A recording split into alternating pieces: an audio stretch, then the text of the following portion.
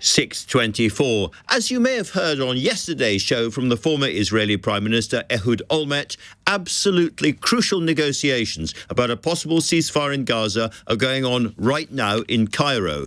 Qatar is said to have prepared funding for rebuilding in the Strip, and there have been intense discussions about how and when Israel might eventually withdraw. Though the border town of Rafah, home to 1.5 million refugees, is still under imminent threat, and Israel rejected last week's ceasefire proposals by Hamas as delusional. Now the US President Joe Biden is calling for civilians in the area to be protected and a 6-week ceasefire in the fighting. Is he shifting his position? And what could be going on behind closed doors in these talks? Here to give us his insights is Kurt Volkert, the former United States ambassador to NATO and special representative on the early Russian-Ukrainian peace negotiations. Mr. Volkert, thank you very much indeed for joining me. Let me start with the Biden situation, because he does seem to be hardening his language quite remarkably in the last few days about Benjamin Netanyahu and about the need now for a proper 6-week ceasefire. Well, he is. I think that's exactly right. He has always expressed some concern about civilians in Gaza, but always balanced that with staunch support for Israel no matter what. And that has resulted in a bit of a backlash within his own party here in the U.S. There's much stronger support for the Palestinians within the left of the Democratic Party now. And so I think he is taking a more public stance to push back on what he's calling excessive Israeli bombings, lack of concern for civilians, as both for domestic political reasons. And I think it's also where his thinking has gone. Let me ask you about these talks in Egypt. It's very hard to know exactly what's going on, of course, but they do seem to be very significant. Qatar's there, the United States is there, I think CIA is there, Mossad is there. A lot of the really key players are around the table talking about what happens after the war. Now, we've heard from Ehud Olmert yesterday that Israel will carry on threatening to attack Rafah until these are concluded.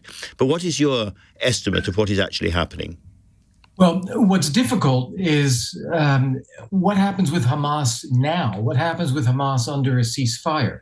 Hamas is an organized, armed, Iranian-funded, trained, equipped military force inside Gaza.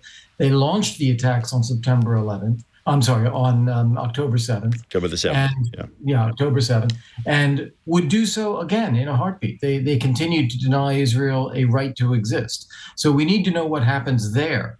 And I think that is what the difficulties is with the ceasefire talks, is that Israel does not want to let up the pressure on Hamas. They're not aiming to kill or harm civilians, but Hamas is embedded in that civilian population. So it is very likely that the red line from the American side and the CIA inside these talks will be the complete demilitarization of Hamas, standing Hamas down as a military unit before any further talks can take place. Yeah, I think that has got to be the goal. Otherwise, Israel is not going to trust that there could be any kind of entity in Gaza that they don't control. So it has to be demilitarized, has to be de-Hamasized, if you will, in order for Israel to feel a sense of security again. Now, that may be, of course, completely impossible. But if it happens and we move to the next stage, Israel will be encouraged, presumably, to leave all of Gaza, not just the south, but the north as well. And then there's the question of who actually runs Gaza and who controls Gaza. I know the Qataris are talking about putting a lot of money in there, but how do you think that would be organized?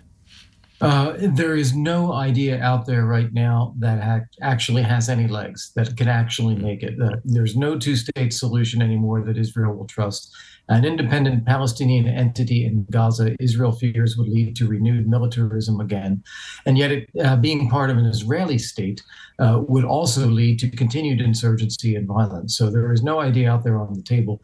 I really think the international community needs to start thinking way outside the box. We need to be thinking about economic development. I like the idea that Qatar is putting up money for reconstruction.